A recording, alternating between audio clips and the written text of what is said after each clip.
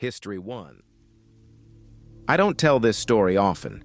In fact, outside of that night in the car, I've only told one other person, my wife. And even then, I kept it short. It's not the kind of memory you want to revisit. It's the kind that sits in the back of your mind like a splinter you can't dig out. But I'm writing it down now because I need to get it out. And maybe because I want someone else to tell me I'm not crazy. My name doesn't matter. I'm 23 now.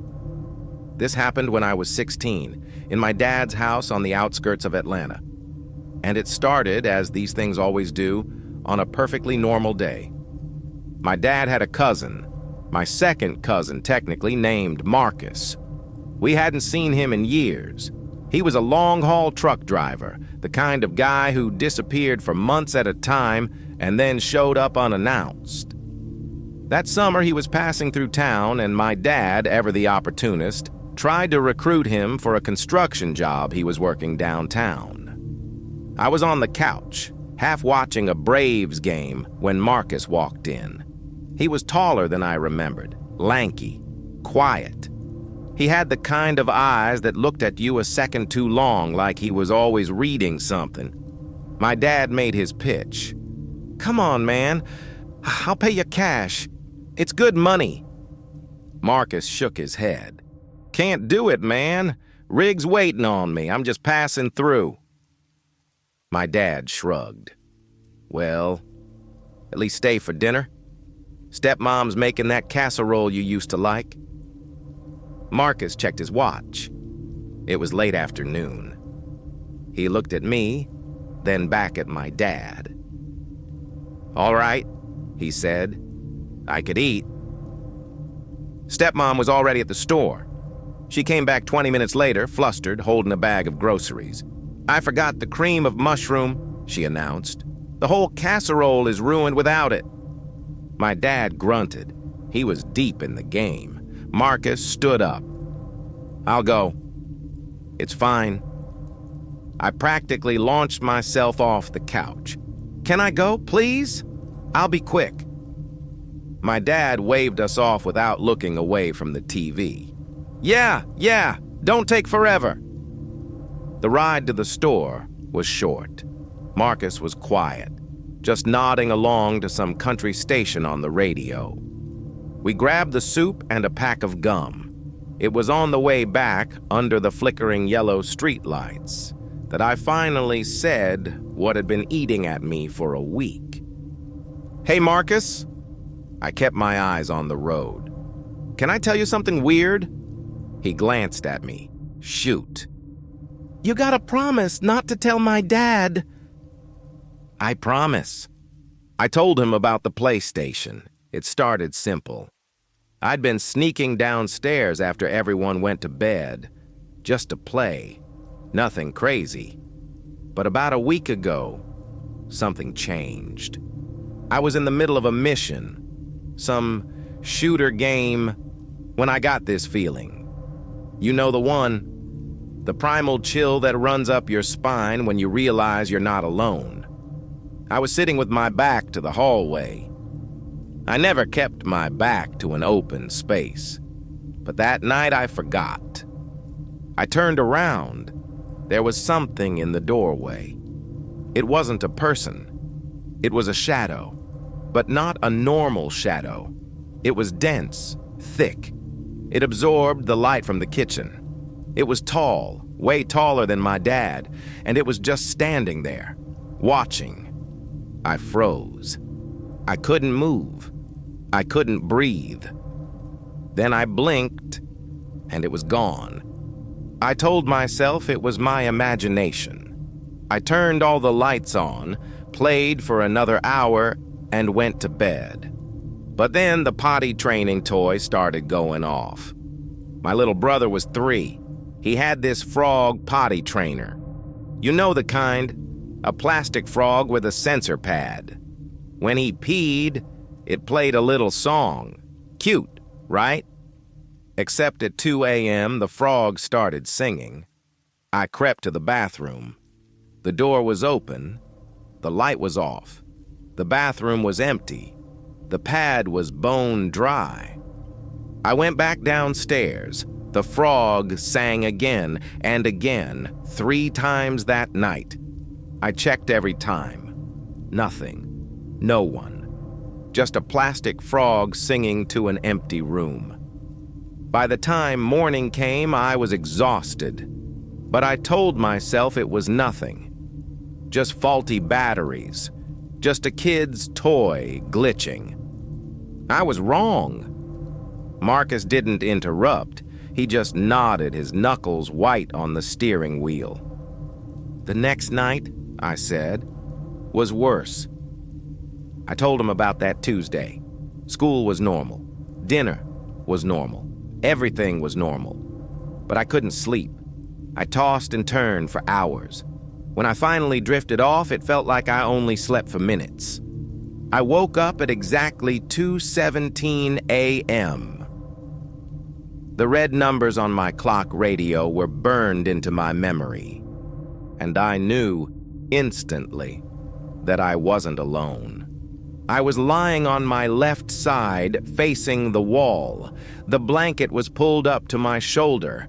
My eyes were wide open. I couldn't move. I couldn't even breathe right. I felt it before I saw it. Pressure on the edge of my bed. It was slow, methodical, like someone leaning down, pressing their weight into the mattress. You know that feeling when your mom or dad sits on your bed to wake you up? That slight tilt? It was exactly like that, but agonizingly slow, inch by inch. The mattress compressed behind me. My mind was screaming, "Don't move, don't look, don't you dare look!" The pressure kept building. I was being pushed down, tilted toward the wall. The weight was immense. It felt like something was leaning directly over me, its face inches from my back. I pulled the blanket over my head. It was a dumb move. Now I couldn't see anything, but it was pure instinct. The pressure kept building. I could feel the heat of the room changing. The air felt thick, heavy, like breathing through wool. And then I remembered the hole. My blanket was old. It had a tiny rip, right at eye level, a frayed little gap in the fabric. I didn't want to look. I swear I didn't. But my body moved on its own. I squinted one eye open and looked through that tiny hole. The floodlight in the backyard was on, probably a stray cat. It was shining through my window, casting a dim, grayish light across the ceiling. But I couldn't see the ceiling. All I could see was blackness. A solid pitch-black shape was standing right next to me, completely blocking the light. It was tall, human-shaped, and it was leaning down, its head tilted, staring right at where I was hiding. I couldn't see eyes. I couldn't see a face. But I felt it. I felt its attention like a weight. I shut my eyes so tight I saw stars. I have no idea how long I lay there. Minutes, an hour. I just focused on breathing, in and out. I prayed, I begged, I promised I'd never sneak downstairs again. Eventually, I passed out. I woke up sweating, drenched. The sun was blasting through the window. The pressure on the bed was gone. The room was empty. When I finished, Marcus had already pulled into the driveway. But he didn't turn off the car. He just sat there, gripping the wheel, staring at the garage door. For a long time, he didn't say anything. Then he spoke. "That doesn't surprise me." I looked at him. He told me about my dad's side of the family, the side I barely knew. He said that other cousins, older ones I'd never met, had told him similar stories, not about the same house, but about the same thing. A tall, dark figure. A watcher. It stood by beds.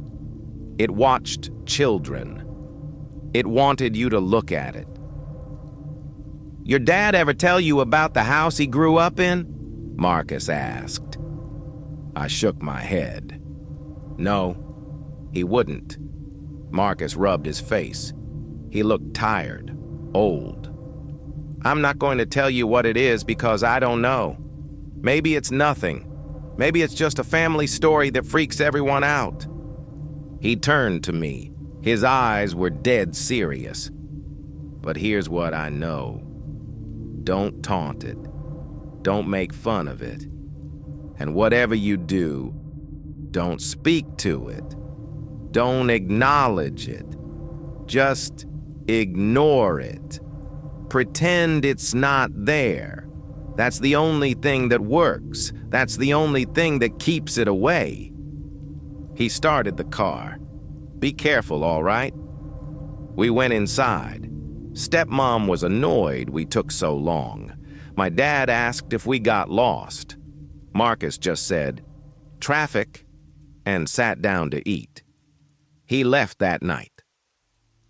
I never saw him again. A few years later, Marcus died. Trucking accident. Black ice on a highway in Ohio. I went to the funeral. I saw cousins I hadn't seen since I was a kid. I wanted to ask them if they knew, if they'd seen it too. But I couldn't. I just couldn't. I moved out of that house when I was 18. I never looked back. I told myself it was over, but sometimes, late at night, I still feel it. The pressure on the edge of the bed, the weight of something leaning over me, the primal knowledge that I'm not alone, and I never ever look.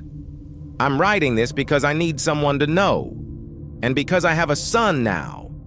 He's 2 years old. He sleeps in a crib in the room next to ours. Last week, his nightlight flickered, just once. I went to check on him. He was sleeping peacefully, but on the monitor for just a second, I thought I saw a shadow, a tall, dark shape standing in the corner of his room. I stared at the screen. It was gone. I haven't slept since. I don't know if it followed me. I don't know if it was ever really gone. I don't know if it's real or if I'm losing my mind. But I know one thing. If my son ever wakes up in the middle of the night, crying, saying he saw something in the corner, I won't tell him it's nothing. I'll tell him what Marcus told me. Don't look at it. Don't speak to it. Just close your eyes and wait for morning. Because some things don't need a name. Some things don't need an explanation. Some things just need to be ignored. And if you're lucky, they'll ignore you back. History 2. I didn't sleep last night. I'm 37 now. I have a wife, 2 daughters, a house in the suburbs. But last night I lay awake staring at the ceiling, thinking about a night 20 years ago that I've spent most of my adult life trying to forget. A man's face kept floating up in the darkness, round, pale, with eyes that weren't quite right. I saw that face on the news again yesterday. Another conviction, another life sentence, another family getting the call they've been waiting decades for. And I sat there on my couch, watching, with my daughters playing on the floor, and I thought, that could have been me. Back in the early 2000s, I was a nightmare teenager. I won't sugarcoat it. I was angry, mouthy, and convinced the whole world was against me. My mother and I went at it like cats in a sack, screaming matches that started over nothing, homework, chores, the way I looked at her, and ended with doors slamming so hard the pictures shook on the walls. One night it got bad. I don't even remember what started it. Probably something stupid. But I remember the end. "Get out!" she screamed, her face red. "Get out of my house!" I was already halfway to the door. "Fine, I'm gone." "Good, don't come back." I stormed out into the night. No jacket, no money, just the clothes on my back and a burning rage that kept me warm. This happened a lot. I'd walk for hours, cool down, and sneak back in when she was asleep. Or I'd crash at a friend's house. Or I'd just wander until dawn, kicking rocks and smoking cigarettes I bummed from strangers. That night I walked. It was around 2 a.m., maybe later. The streets in our neighborhood were dead quiet. No cars, no people, just the occasional flicker of a street light and the sound of my own footsteps echoing off the houses. I was walking up the hill toward home, still fuming, still replaying the fight in my head. The air was cold. I could see my breath. Then I heard it, an engine, slow, crawling. I didn't think much of it at first. Cars passed by all the time. But this one didn't pass. It pulled up beside me and just kept pace. I glanced over. It was an older model sedan, dark color, hard to see in the dim light. The window was down. The driver was a big guy, broad shoulders, a round, fleshy face. His eyes were fixed on me, and there was something wrong with them. They were dark, flat, empty.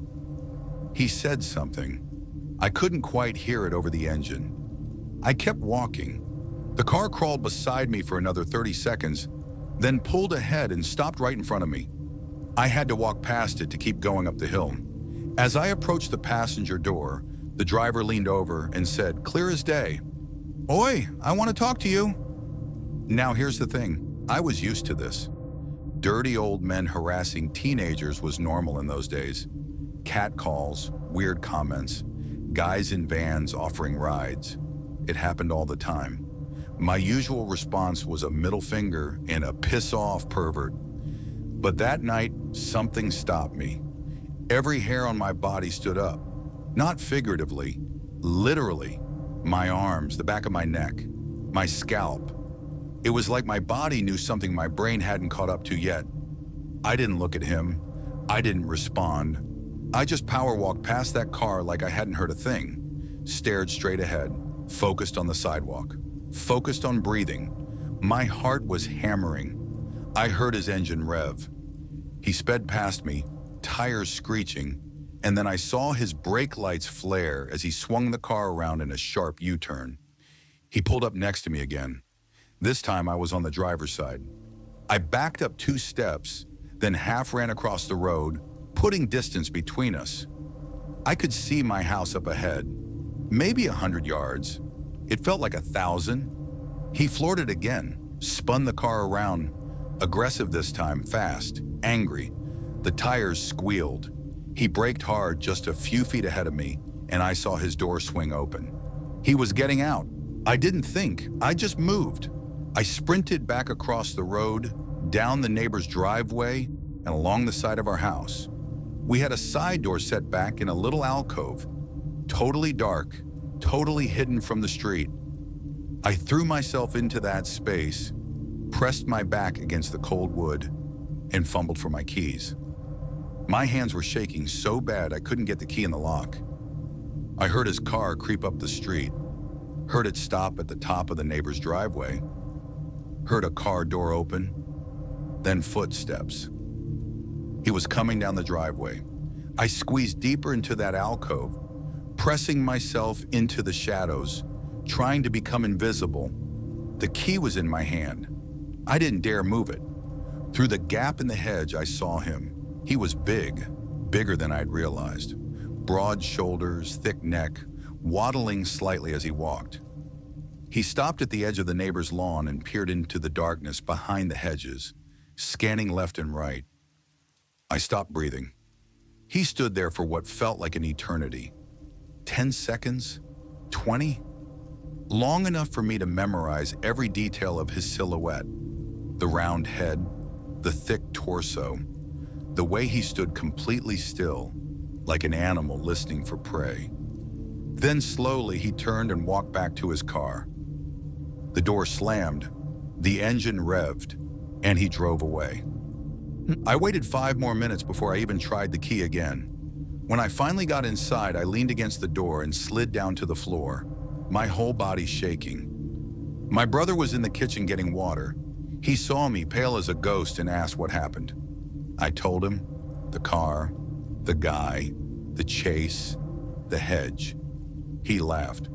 Probably just some drunk weirdo. You're lucky he didn't catch you, man. We laughed about it.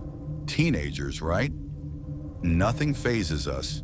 We cracked open a couple of sodas, played some video games, and forgot all about it. Or so I thought. A few years later, I was in my early 20s, living in a different city. I was watching the evening news, something about local crime, when they flashed a mugshot on the screen. I dropped my fork. It was him. Same round face, same fleshy cheeks, same dead, empty eyes staring out of the screen like they were staring through me. The news anchor was talking about multiple murders, kidnappings, rapes, girls and women from the local area. He'd been convicted of several. They suspected him in dozens more. Cold cases stretching back years, decades. I sat there, frozen, as they listed the timeline, his hunting grounds, his methods, the way he targeted young people walking alone at night. My area was on that list, my years were on that list. I did the math. The night he chased me, he was active. He was hunting. I wasn't just some random guy he tried to harass. I was prey that got away. I didn't sleep for a week after that. Every time I closed my eyes, I saw that dark driveway, that hedge, that big round silhouette standing just feet away, looking for me in the dark. I thought about what would have happened if I'd frozen, if I'd dropped my keys, if I'd looked him in the eye and said, "Piss off, pervert," like I always did. I thought about the girls who didn't run. Years passed, I got married, had kids, moved to the suburbs, built a normal life. But every time his face pops up on the news, another conviction, another victim identified, another article about the monster in our midst, I go back to that night. And now I have daughters, 2 little girls who will one day be teenagers, who will walk home at night, who will encounter strangers. And I think about how close I came to being just another name on his list, another cold case, another family getting the call. Here's what I want you to take from this. If you're a parent and your kid is being a little shit, and trust me, I was the king of little shits, don't kick them out at night. Don't send them into the dark to cool off. Send them to their room. Ground them. Take their phone. Whatever. But don't put them on the street, because you never know what's out there. You never know what's driving around in the dark with a round face and dead eyes, looking for someone just like them. I got lucky. I ran. I hid. I had a hedge and a dark doorway and a set of shaking hands that somehow got the key in the lock. But luck runs out. And some people's luck ran out with that man. So yeah, that's the story of the night I think I met a serial killer. I'll never know for sure, but every time I see his face, I know one thing for certain. He was looking for someone that night, and it was me. History 3. I've always been a skeptic until tonight. I've spent my whole life rolling my eyes at ghost stories. My friends would talk about vibes and energy and spirits, and I'd laugh. I'm the girl who needs proof, evidence, something I can see, touch, or explain. Tonight, I stopped laughing. It's 3 a.m. I'm home now. I've had 2 shots of whiskey. I'm still shaking, and I'm never ever closing a bar alone again. I bartend at a dive in San Francisco. Not the fancy part. The part where the sidewalk smells like piss and the regulars have been drinking here since before I was born. Soma, if you know the area. It's a small place. 1 room, bar on the left, kitchen in the back, bathroom down a short hallway. Total square footage, maybe 800 feet. You can stand at the front door and see every corner. Tonight was slow. Dead, actually. I closed up around 1:30, sent my last regular stumbling out the door, and started my routine. Chairs up, glasses washed, floors swept. Around 2 a.m., I sat down at the bar with my usual nightcap, cheap whiskey, neat, and pulled out my phone. Just winding down, catching up on texts, having a smoke, the usual. The building was empty. I knew it was empty. I'd checked every corner, every stall, every closet. That's closing 101. You don't leave until you're sure. I was sure. I was wrong. I was halfway through a text to my sister when I heard it. Glass rattling. From the kitchen. It wasn't subtle. It was loud, sharp, like someone had knocked a stack of pint glasses. I froze, phone in hand, listening. There it was again. Clink, clink, clink. My first thought, rat. This part of town has rats the size of cats. They get into everything. My second thought, crackhead. It wouldn't be the first time someone slipped in while I wasn't looking for cash or booze or just a warm place to sleep. I grabbed my knife from under the bar, the big one, the one I keep for bad nights, and stood up. "Hello?" I called out. Nothing. I walked toward the kitchen, knife out, heart pounding. The kitchen door was partially open. I pushed it with my foot. Empty. I checked every corner, the walk-in, the dry storage, the back alley door, still locked, still bolted. No rats, no crackheads, nothing. I stood there for a second, breathing, telling myself I was being paranoid. It was an old building. Old buildings make noise. I turned around to go back to the bar, and that's when I heard it again, the same rattling, but this time it wasn't coming from the kitchen. It was coming from the bar, the exact spot I'd been sitting in 30 seconds ago, and it was louder, angrier, like someone was slamming the glasses down on the bar top. Every hair on my body stood up. Not figuratively, literally. My arms, the back of my neck, my scalp. I've heard that expression my whole life. My hair stood on end, and I always thought it was just a saying. It's not, it's real, and when it happens, your body knows something your brain hasn't caught up to yet. I walked back toward the bar, knife still out. My footsteps felt too loud. The air was getting cold, not gradually, suddenly, like someone had opened a freezer door. I stepped into the bar area, and I stopped. The temperature had dropped at least 10 degrees. I could see my breath. My arms were covered in goosebumps. The silence was so thick it hurt. And I felt it, that feeling, the one you hear people talk about but don't believe until it happens to you. The feeling that someone is standing right behind you, watching, waiting. I spun around. Nothing! I checked the bathrooms, empty. I checked the front door, still locked. I checked every table, every booth, every corner of that tiny bar. Nobody. But the feeling didn't go away. It got stronger. Like whatever it was letting me know it was there, letting me know I wasn't alone. I didn't run. I don't know why. Maybe I was too scared to move. Maybe some part of me knew that running would make it real. I just stood there shaking in the middle of my own bar, surrounded by nothing. And then, slowly, the temperature came back up. The goosebumps faded, the feeling lifted. I grabbed my stuff and got the hell out of there. I sat in my car for 10 minutes before I could drive. My hands were shaking too bad to hold the wheel. I texted my boss, the owner of the bar. He's known me for years. He knows I don't believe in this stuff. Me. You're not gonna believe this. Him. What happened? Me. Something was in the bar tonight. After close. Him. Like a person? Me. No, not a person. I checked everywhere, but stuff was moving. Glass was rattling. The temperature dropped. I felt like I was being watched. Him. The old-timers say that place is haunted. Me. I never believed them. Him. Do you now? I didn't answer. I didn't have to. I'm home now. It's almost 4 a.m. I've had 2 shots of whiskey. I'm under a blanket. I'm still cold. I keep thinking about all the nights I've closed that bar alone. All the times I laughed at the old guys who said the place had energy. All the times I rolled my eyes at my friends who believe in ghosts.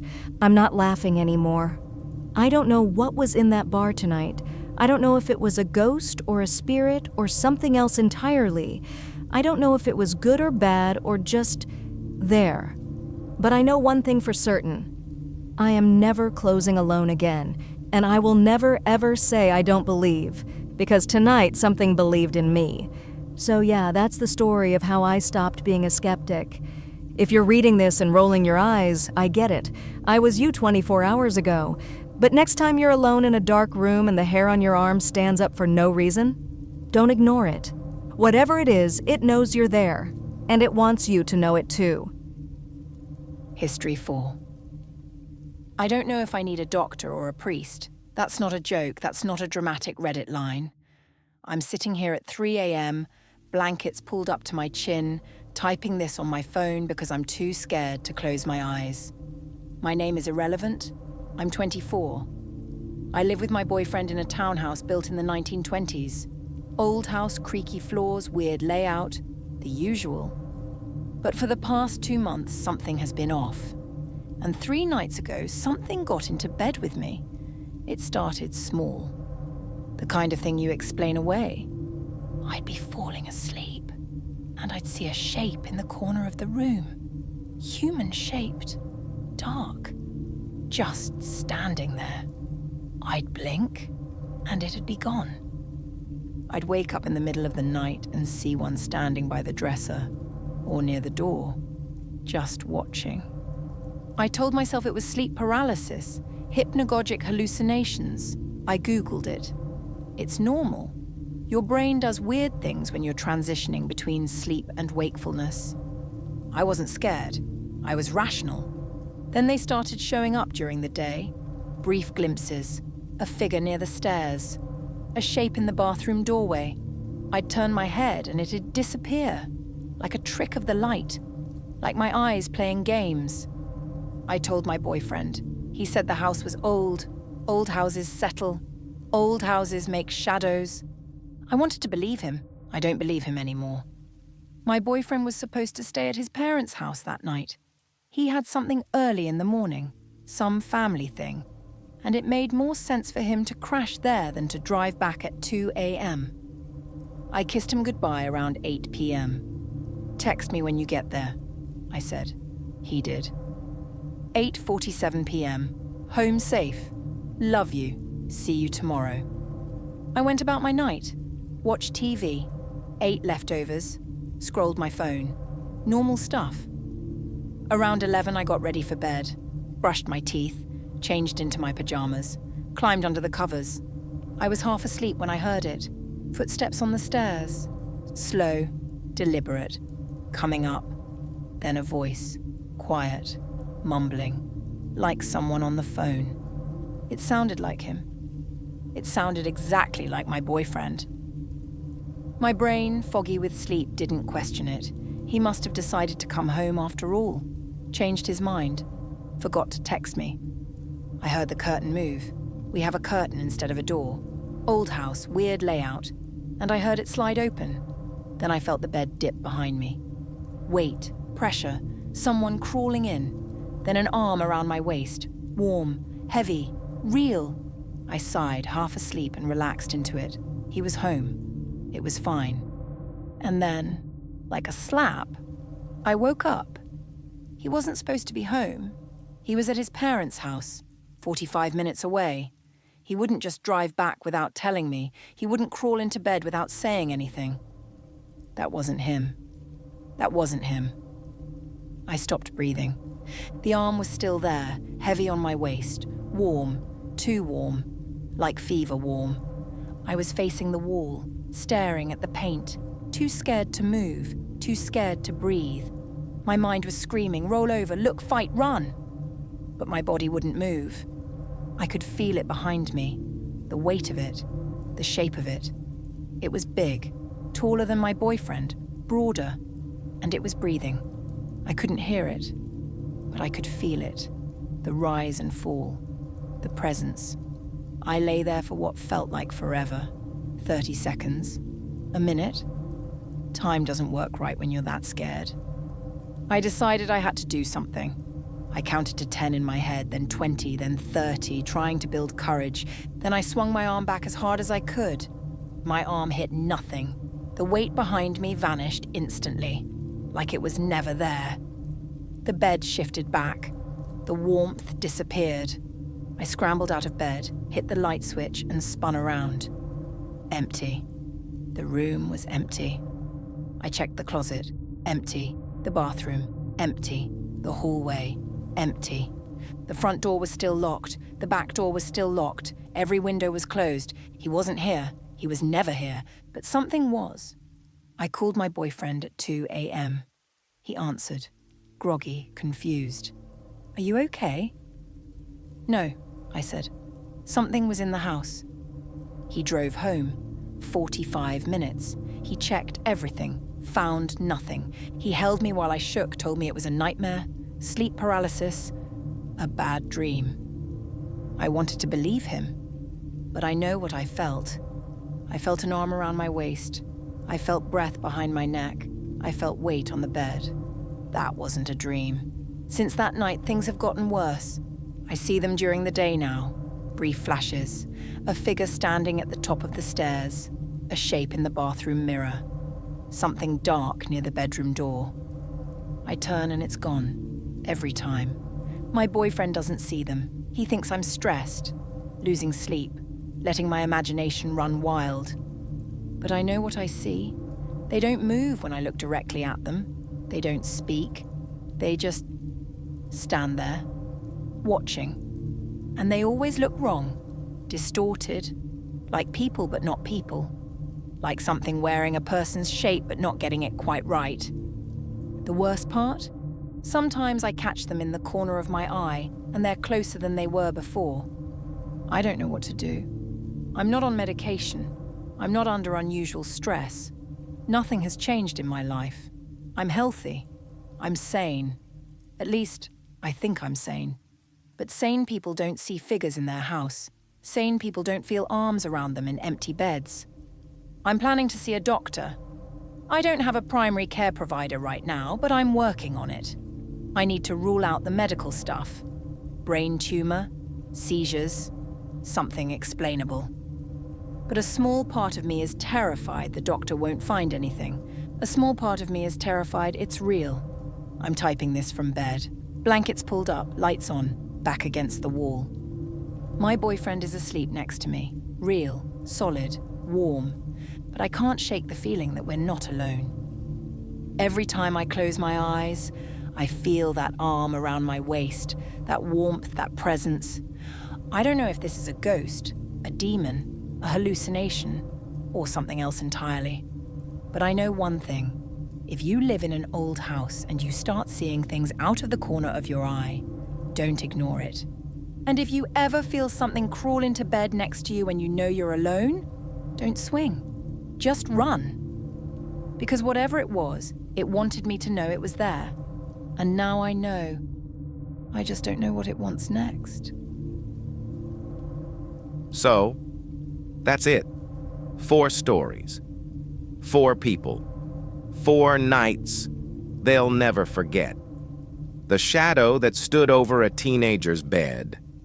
The arm that held a girl who was home alone. The car that chased someone who got away.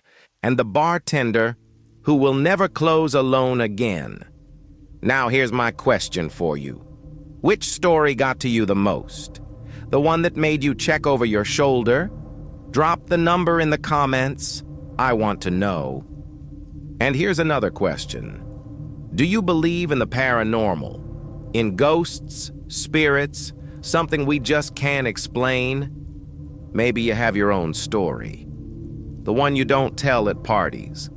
The one that still makes you sleep with the lights on. Drop it in the comments. I read every single one. If you want more stories like this, hit that subscribe button. We post every week, and things always get weird after dark. That's it for tonight. Turn off the lights. If you dare. See you in the next one.